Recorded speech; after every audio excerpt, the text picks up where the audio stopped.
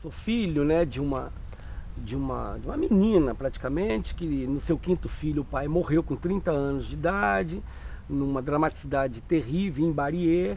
E aí, com 14 dias, eu fui, vamos dizer, doado por ela não tinha nenhuma condição de assumir nada, eu fui doado para um casal de analfabetos, né, trabalhadores, né, da Rocinha. Então eu chego na Rocinha e sou criado, né, num universo onde tem uma inteligência diferenciada da escolástica, da verbalista, da verborrágica no sentido da escolarização. Então eu sou criado por uma mãe e por um pai que tem um tipo de inteligência que hoje eu tenho trabalhado com uma ideia, estou escrevendo sobre isso, logo logo vai sair, de inteligência bandida. Né, que é uma inteligência que foge ao padrão exatamente porque ela brota das entranhas da opressão. Então, como aqui, ó, como você olha aqui para baixo para esse paralelepípedo, você percebe que ele foi construído para não sair nada, não nascer nada dessas entranhas. E dessas entranhas brota essa inteligência bandida. E ela é bandida exatamente porque ela não consegue ser mapeada. Né? Então eu fui criado por uma mãe e por um pai que não sabia ler e escrever do ponto de vista formal, mas que sabia, vamos dizer, ler o mundo de uma forma diferenciada. E isso de cara me trouxe um conjunto de implicações desde que eu nasci, né? Porque não tinha um livro dentro da minha casa, não tinha nem a Bíblia. Então a relação com a escrita não existia. Né? A partir daí eu fui tendo vários problemas com a escola e não consegui me escolarizar formalmente. Eu fui expulso de 5 escolas. Né? E sempre com o mesmo jargão, né? Que chamava minha mãe: olha, esse menino não tem jeito, ele já é praticamente bandido. O caminho dele é esse, virar bandido, etc. e tal. Né? Então depois que eu fui expulso pela 5ª vez, vi minha mãe sendo humilhada, etc. e tal, eu saio da escola e vou fazer uma espécie de autoescolarização. Né? Eu me torno camelô dentro da Rocinha, né? Fui pai muito cedo, com 15 para 16 anos já era pai. Aí construí barraco numa laje, todo esse processo que a gente sabe, né, da década de 80 em diante, que é valorizar a laje, né, como um território de expansão da nova geração dos filhos dos retirantes nordestinos e negros, chegaram nas favelas. Né? Então eu construo também na minha laje e fico dentro desse chaveiro fazendo a minha autoescolarização, como uma espécie de acerto de contas comigo mesmo em relação à escola.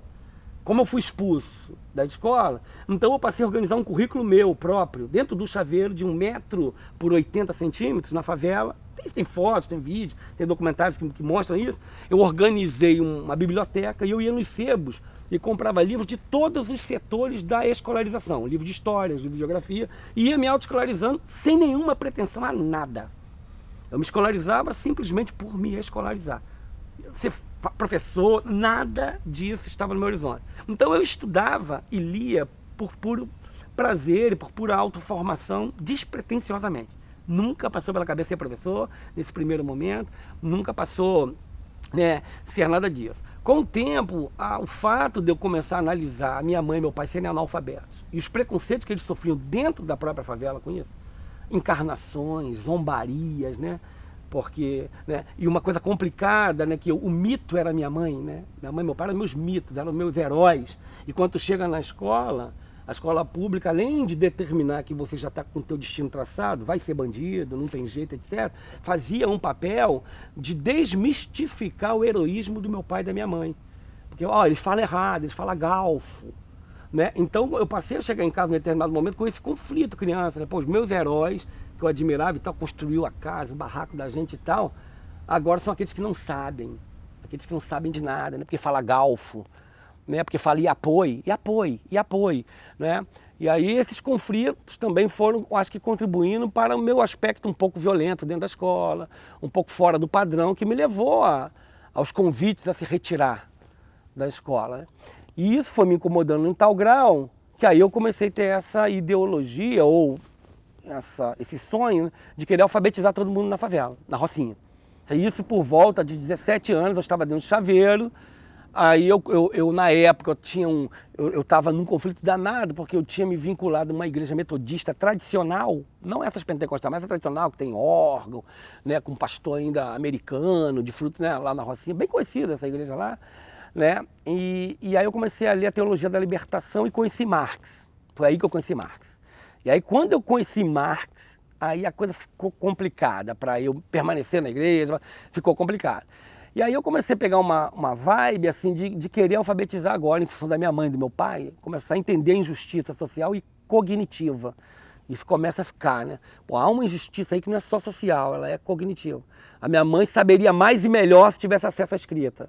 Entendeu? Começou essa coisa assim na minha cabeça, com todas essas leituras críticas. E aí eu passei, falei, não, eu vou alfabetizar todo mundo. Mas não era ainda ser um professor formal. Aí eu me filio, na época, ao Partido Comunista, o PCdoB, junto com uns parceiros lá da Rocinha, o pessoal, no intuito de fazer células de alfabetização crítica. Eu compreendi que o estudo formal, né, o acesso a títulos na sociedade capitalista nos alçava a um outro grau de luta e de poder. Mas eu falei, cara, eu não tenho nem a 7ª série, né? Saí da escola, não tinha a 7ª série completa, né? Estava completando, não sabia nem se eu ia conseguir uma declaração de 7ª série. Eu falei, cara, como é que eu vou ter título, né? De faculdade, essas coisas, né? E aí entrou o pessoal do pré, a juventude da favela. Eles foram lá e falaram para mim assim, pô, Rodrigo, olha só, cara, existe hoje uma espécie de ensino supletivo, que são 10 provas, que se você fizer essas provas, independente do que tu estudou, você pega o ensino médio na mão. Aí eu falei, cara, mas isso não é caô? Eu falei, não, cara, isso não é caô, isso é real, né? E aí eu fui fazer, falei, bom, nessas disciplinas, geografia, história, quando eles me deram lá o que caía, né? Eu falei, cara, isso eu passo em tudo. Eles falaram, pô, a gente também acha que tu passa, cara. E aí eu fiz a tal das provas, me inscrevi para os exames e passei em todas. E peguei o diploma de ensino médio na mão e fiquei com aquilo na mão, meio sem acreditar, sabe? Era uma ideia minha assim, cara, um dia vamos tirar isso, porque não é possível que eu tenha conseguido isso. Não é possível que essa sociedade capitalista me deu a chance de fazer agora um vestibular. Né? Como assim? E aí me inscrevi no vestibular, querendo alfabetizar todo mundo da favela da Rocinha. Era essa a minha meta. Aí eu tinha uma meta. Só que agora no viés de ser professor. Eu queria agora ser professor, um título. Quero ser professor. Né? E eu vi num dos jornais que ia inaugurar a Universidade Gama Filho, a primeira Universidade Gama Filho, num shopping que era no Downtown. E lá tinha o curso inaugural Pedagogia, num horário da tarde, onde era o horário que se encaixava com o menor movimento do chaveiro. Aí eu fui lá no Downtown, me inscrevi para Pedagogia, né? Fiz lá o vestibular na hora lá, me organizaram lá o dia, eu fui lá, fiz, passei e tal, tudo bem. Chegou um determinado momento que eu não pude pagar mais, né? Lá na Gama Filho, e para eu estudar eu contava com a lógica do ordenamento jurídico informal da favela. Por quê? Porque se eu fechasse a loja para estudar de tarde, eu ia perder todos os meus clientes, que eles iam entender que eu fali. Então eu tinha que deixar a loja aberta, com os vizinhos olhando. Eu tinha que contar com a organização da favela. Por isso que eu digo, eu devo tudo à Rocinha, primeiramente. Tá? Primeiramente, minha mãe e meu pai, que me ensinaram a inteligência bandida. Compreende? Que se eu tivesse só a inteligência formal, eu não estaria nem dando essa entrevista hoje aqui. Eu estou aqui exatamente porque eu sobrevivo no próprio meio acadêmico, porque eu tenho esse plus, a inteligência bandida. Compreende? E aí, porque senão eu era subserviente. Compreende? Eu era subserviente ao ensino, ao conhecimento acadêmico. Né? E aí quando eu ia fechar, no dia que eu fui trancar a matrícula, isso é a contradição, né, da relação favela e classe burguesa, classe média principalmente, né? Porque quando eu fui fechar minha matrícula, uma das professoras com quem eu mais discutia e brigava nas aulas, porque ela tinha uma concepção muito liberal da educação, sabe? Eu achava muito elitista, então a gente brigava muito, eu e essa mulher, essa professora. E aí ela viu eu na fila da secretaria para trancar a matrícula, ela foi lá e perguntou, estava faltando já muito, desanimada, ela foi lá e perguntou o que eu estava fazendo ali, eu contei a história, né? E aí ela falou assim, não, você não vai sair, fica tranquilo. Aí me chamou uma outra professora, que era muito amiga minha da psicologia, também classe burguesa, também classe média, sabe qual é? E essa falou, não, a gente tem um projeto aí que trabalha com as crianças que estão em regimes de privação de liberdade no CRIAM. Se você aceitar coordenar ele para a gente, como um bolsista coordenador, a gente te dá integralmente o valor da mensalidade. Peguei o diploma, né, de pedagogo. Essa professora me chamou de novo, perguntou o que eu ia fazer da vida, né? E aí eu estava lá no chaveiro e tal, eu falei para ela, não sei ainda, não sei nem o que eu faço com esse diploma ainda. E aí ela falou, então você quer uma pós? Né? Aí que eu vim descobrir só nessa época, cara, que ela era uma bambambam na Gama Filho, uma fundadora lá e tal. Uma bambambam, não sabia de nada disso. Né? Tinha sido uma das primeiras, né, diretoras lá. E aí eu fiz uma primeira pós-graduação em psicopedagogia clínica institucional, pendurei os diplomas na parede do chaveiro e tal, não sei o que, dava entrevista, todo mundo queria me entrevistar, porque era um chaveiro exótico com diploma e tal, muito angustiado, né? Isso era final de 2003, início de 2004, tipo dezembro, janeiro de 2004. Só que aí, em final de 2003, uma pessoa também lá do pré falou para mim, pô, cara, por que você não tenta concurso público? Eu não sabia o que era concurso público para professor. Eu não sabia ainda. A própria Universidade de Pedagogia não me deu essa pegada. Mestrado, não sabia o que era isso. Não sabia. A universidade privada não me deu essa pegada, essa conscientização. E aí o pessoal lá do pré, a juventude, falou, pô, Torquato, tenta aí concurso público, tu passa, mano. E aí eu fiz o concurso para professor de Niterói. Então, assim, primeiro concurso, pá! Eu já passei, aí virei professor. Mas sempre, no início dessa coisa de ser professor, sempre com uma desconfiança de que um dia alguém ia me tirar isso. Que eu falava, não pode ser tão fácil. A minha identidade de professor demorou muito para ela, de alguma forma, fazer sentido. Eu tinha uma ideia de como se eu fosse um impostor, sabe como que é? Eu falava, gente, porque eu olhava aquelas reuniões, porque veja, eu como aluno, eu participava das reuniões como aluno do menino que não tinha jeito. Vai virar bandido, que está aqui para... E quando eu virei professor, o discurso era o mesmo das minhas companheiras e dos meus companheiros. Eu olhava aquilo, eu falava, gente, como assim? Falava, olha, a fulana, já viu o salto que ela usa? Aquilo a gente já está vendo o que vai dar. E aquilo é bandido, aquele menino, vou te falar, o irmão dele já morreu, já mataram. Sabe, ou seja, então essa coisa de menino não tem jeito e menina não tem jeito, cara, permanecia quando eu virei professor em 2004. Aí eu não tive como consolidar a identidade de professor, porque aí, cara... Né, os meus instintos mais favelados, mais, sabe, brutos da nossa sociabilidade brutalizada, ele aparecia nessas reuniões. Né? Ele aparecia, porque aí eu partia para o enfrentamento, ainda sem polimento, vamos dizer assim. Se é um polimento, vamos dizer, não é um polimento simplesmente burguês, mas é um polimento institucional. Lá na escola foi que me orientaram de mestrado, aí eu fiz o mestrado para a UERJ, passei...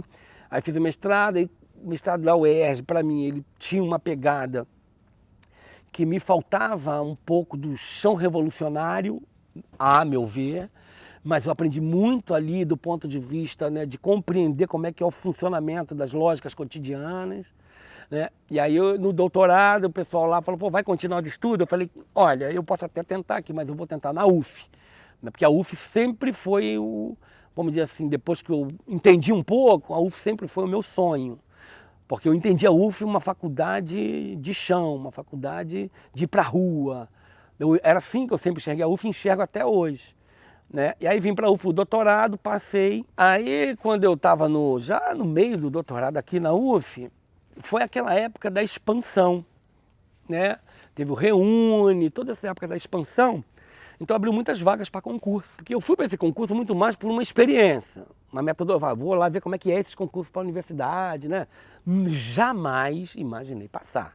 E aí eu levei eu peguei a bibliografia do concurso e levei os meus livros que eu sempre tive desde o chaveiro, uma biblioteca muito grande. A minha biblioteca hoje ela é muito grande, entende? E sempre muito setorizada, e os livros não estavam de enfeite ali, eu tinha lido os livros, né? E a bibliografia pactuava exatamente com o que eu já tinha lido, eu conhecia o que ia cair, sabe? 8 ou 10 temas, eu falei, cara, eu domino todos, se cair esses aqui, se cair eu domino. Aí entra uma coisa que às vezes a classe média progressista ateia, né? Ou que não entende a religiosidade ou a fé da classe popular, né? No jogo do capitalismo, ou seja, o capitalismo às vezes asfixia a classe popular num grau que, amigo, só fé, né? E às vezes esse ateísmo progressista, marxista, ele cega o grupo progressista de compreender a lógica de raciocínio. Né? Quando eu cheguei lá, que eu vi que tinha 8 doutores, já partiram na frente, e o restante tudo sem ser doutor, eu vou me apegar aqui, porque do ponto de vista factual, a pontuação dos doutores já estava posta. Então eu pensei, como eu falei assim, cara, se os espíritos, os hereis que me acompanham, né, derrubarem na prova escrita os 8 doutores, compreendeu? Se tirar a pontuação, deixar eu no mano a mano com essa galera, eu vou ser o primeiro lugar. E aí me tornei professor da UF, assim, também nesse mesmo lance, cara, agora eu sou professor da UF, mas como assim, não, será que essa burguesia vai deixar? Sempre aquela coisa de medo, de preocupação e tal. E a partir daí, obviamente, né, eu tinha 2 caminhos, né? ou eu escolhia, né, assim, né, me vincular ao poder local lá da universidade, da época, ou eu escolhia me vincular, né, ao meu senso de missão, né, que é assim, compadre, é a universalização do ensino público para a favela, para quebrada e para a periferia. Essa é a minha missão. É minha mãe e meu pai lá ecoando, sem saber ler e escrever e tal. Porque qual é a questão fundamental? A questão fundamental é que a inteligência bandida ela não pode ser descartada do rol de conhecimentos importante na produção teórica do Brasil. Você entende isso? Não é uma questão assim de estilo ou de, sabe, eu sou assim, não, vou por uma questão de pena, por uma questão de cidadania, eu vou botar o outro que veio uma história. Não é nada disso. É uma valorização do conhecimento. Esse conhecimento da inteligência bandida, sabe, ele é um conhecimento que ele traz um capitalismo de baixo, um capitalismo dessas entranhas, que é preciso ser conhecido e ser colocado no rol dos conhecimentos fundamentais para a gente conhecer o Brasil, para a gente entender o Brasil. Se não entende o Brasil, se não entender Racionais Direito, se não entender Bezerra da Silva, e se não entender a minha mãe explicando como é que opera a economia da favela. Não é uma questão de diferente esse conhecimento. É uma questão de necessidade para a nossa academia, para a nossa cientificidade brasileira. Compreende? É essa a questão, entendeu? Só que como a gente tem um jogo, que é um jogo de paper, né? O que é isso? Não é um jogo de produção de conhecimento importante no Brasil. É um jogo de disputa por quem fica ou se mantém no privilégio desse status quo. Então você fica produzindo conhecimento para fazer paper, para fazer artigo, para fazer não sei o que lá mais, compreende? E a gente deixa escoar a nossa grande riqueza. A nossa grande riqueza é esse conhecimento. Como é que opera esse conhecimento? Ele opera, eu tenho defendido isso nesse artigo que eu estou escrevendo com mais 2 colegas, um da Maré, um da Nova Holanda e um do Morro do Tibau. Nós 3 estamos escrevendo, todos com trajetórias parecidas, né, sobre essa questão da inteligência bandida. Como é que eu tenho dito lá naquilo que me cabe? Eu tenho mostrado que a inteligência bandida ela opera em 3, vamos dizer, dimensões. A primeira dimensão da inteligência bandida é aquela operacional. É aquela que a criança vende no sinal, ou então chega para tu e dá uma olhada e já vai te seduzindo para que tu pague ali um lanche e tal, sabe? Ela já vai te seduzindo. Então esse jogo aqui que ela sabe da sedução, contigo aqui, qual é a parceira e tal, você, qual é a mulher, vem cá. Sabe, esse jogo é um uso de uma inteligência bandida, mas sem consciência de que a criança está usando a inteligência bandida.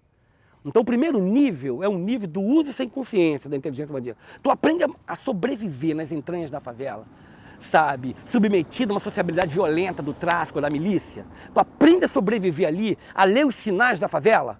Tu aprende a ler, ó, compadre, o clima tá tenso, morreu alguém. Olha só, o morro tá... Sabe? Tu aprende a ler a favela, compreende? Mas tu ainda não compreende, tu usa a inteligência bandida, compreende? Mas você ainda não tem consciência de que o que tu está usando é a inteligência bandida. Esse é o primeiro nível do que eu tenho defendido. O segundo nível da inteligência bandida é um nível que você toma consciência e já joga com essa consciência, independente da idade. Já olha ali e fala, porra, vou nela ou vou nele? Vou nela. Vou nela, eu senti, pelo jeito dela me olhar, que ela é mais progressista, ela vai, né? Não vou nela não, ela tá meio estranha, aquela roupa ali e tal, vou nele. Esse parceiro ali tá... Compreende? Então você passa a fazer o uso da inteligência bandida para fazer uma troca mais ou menos justa. Então tu já tem consciência, sabe? Então tu sabe, ó, estou na escola, qual é o perfil de estudante, Eu não vou falar aqui de bandidagem e tal, porque aquela professora vai me dificultar a minha vida. Então tu usa a inteligência bandida. No entanto, se tu percebe que você é preconceituosa, não sei o quê, tu fala, olha só, meu amigo, eu já vou mostrar quem é que manda nessa porra. Então tu faz o uso também, então olha só. Qual é a tia? Não, tia, qual foi da parada, tia? E tal, vai tomar no cu, né? Então esse tomar no cu não é uma questão assim, somente vou mandar tomar... Isso é uma inteligência bandida, vou mandar tomar no cu, para que o constrangimento faça ela reduzir o grau de preconceito dela comigo. Então, isso é uma consciência de que eu tenho uma inteligência diferente da do coleguinha. Então é a segunda dimensão da inteligência bandida, é o segundo nível, entende? É o nível que você toma consciência, mas você ainda não chegou no terceiro nível. O terceiro nível da consciência bandida é o nível que você consegue problematizar sobre a consciência bandida, sobre a inteligência bandida. Sabe? Ou seja, que você começa a operar com categorias teóricas. Então é quando você consegue olhar para isso, que é o que eu estou fazendo agora aqui com vocês. né? E você começa a teorizar sobre o impacto da inteligência bandida, a importância da inteligência bandida, e você consegue utilizar categorias como ferramenta, martelo, como se fosse um martelo, um serrote, e você começa a abrir a inteligência bandida enquanto objeto e começa a apresentar, sabe, o real da inteligência bandida. Não é uma ideia a inteligência bandida, porque ela já passou pelos dois níveis. A inteligência bandida é uma realidade, a inteligência bandida. Então você passa a apresentar a inteligência bandida e desvelar, e não é nem desvelar, mas é na verdade entrar no que é de mais essencial, no que foge à aparência, que é o violento, mulher que não sei o quê, mulher que não tem jeito, menino não sei o quê. Tu sai dessa aparência da inteligência bandida e entra agora na essência do que é isso. O que é inteligência bandida? Né? Como é que ela opera, quais são as determinações dessa inteligência bandida e tal, não sei o quê. É o terceiro nível, só que tem um problema. A classe dominante da gente está ligada que a classe popular nunca pode chegar nesse terceiro nível. Então, ela cria uma escola pública de tal modo, no sentido dos seus investimentos, no sentido das suas políticas, de tal modo que os conteúdos e a organização do currículo e da forma técnica como vai ser passada, vamos dizer, os conhecimentos, sejam inofensivos e tornem sempre aquelas crianças e aqueles jovens das classes populares na escola pública inofensivos. Ou seja, não permite que eles alcancem as categorias que permitem a gente ir além das aparências da nossa própria experiência, enquanto favela, enquanto periferia, enquanto quebrada. Então, esse é um projeto da nossa classe dominante, tá? Que vem desde 1500 com o ensino jesuíta, que era ensinar até o segundo nível, é ensinar apenas esse básico, mas nunca permitiu o acesso a conhecimentos científicos, filosóficos, compreende? Que são categorias que permitem você abrir exatamente a sua própria realidade, a sua própria existência e transformar isso numa problemática. Aí você pode me perguntar assim, tá, então não tem jeito? Então a escola é isso? Não, a escola não é isso exatamente por causa das suas professoras.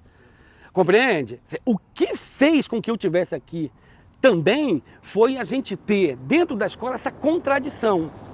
A gente tem as políticas, a gente tem, né, as secretarias de educação, a gente tem, né, os donos do capital, né, impondo a gente sempre uma elaboração de conteúdos e de temáticas que sejam inofensivas e que tornem as crianças e jovens de favela e periferia inofensivos, né? No entanto, né, desde sempre dentro da escola há uma disputa pela sociedade, né? E há uma disputa pela criança da favela, há uma disputa pela subjetividade da criança.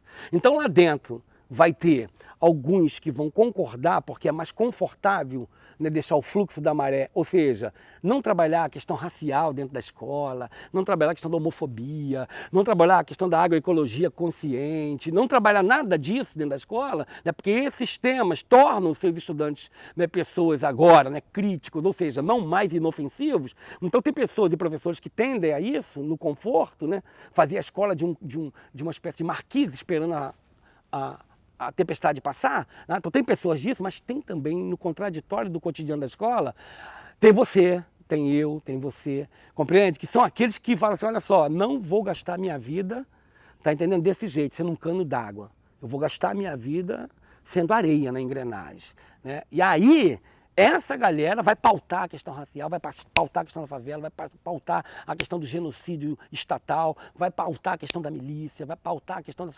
do tráfico, entendeu? Que submete as classes trabalhadoras nas favelas. Então, vai ter essa contradição. Então, é dessa contradição do cotidiano da escola que nos dá, vamos dizer, a concretude da esperança. Então, na luta política, seja ela uma luta sindical, né? Seja ela uma luta como essa, que eu estou travando lá, professores como a Ine, por exemplo, a Cláudia Miranda, né? Ou seja, a gente trava uma luta no cotidiano. Tá? Então, mas a luta, ela é política, ela jamais pode ser desarticulada da totalidade do país. O país, a totalidade desse país é uma construção subserviente, tá? De uma ordem de um capitalismo de dependência, Compreende? Então você não pode tentar analisar essa, vamos dizer, essa idiosincrasia da nossa história e da nossa estrutura, né, de socialização e etc., né, sob uma luz eurocêntrica, sob uma luz... Não. A nossa luz, ela precisa ser a partir dessa realidade. Por isso eu tenho falado de inteligência bandida, porque se a gente não parte disso para compreender, a gente não sai dessa subserviência. E para sair, o passo é a luta política. Eu penso assim, que a escolha pelo caminho da luta política, ela é a escolha por um caminho árduo e muito árido. A gente muitas vezes pensa que estamos só. E isso às vezes desanima, isso às vezes nos dá uma ideia fatalista de que não vale a pena permanecer numa luta política pela transformação da nossa sociedade contra o capitalismo. No entanto, eu quero dizer para todos que a gente não está só. O fato de muitas vezes não estarmos na maioria, né, e muitas vezes sair derrotados de algumas reuniões, de algumas assembleias, de alguns coletivos, de algumas pautas, a gente sair derrotado, não faz da gente pessoas só. Existe muitos de nós. O nosso desafio é essa conexão. E eu tenho esperança também nessa juventude, né? Eu tenho muita esperança nesses professores e professoras jovens que estão se formando lá na UF, em outros lugares. Sabe? Eu tenho muita esperança porque é uma galera que está vindo já com um posicionamento questionador contra, vamos dizer assim, o que estava posto. Estão vindo com um posicionamento e com coragem de enfrentar. Não estão numa postura de que dependo de você, porque você é a geração que pode ter poder, pode me levar a galgar tal coisa. Não tem essa postura, se você ver. Então eu tenho uma fé nessa rapaziada que está chegando. Eu vejo isso na UF com muita força.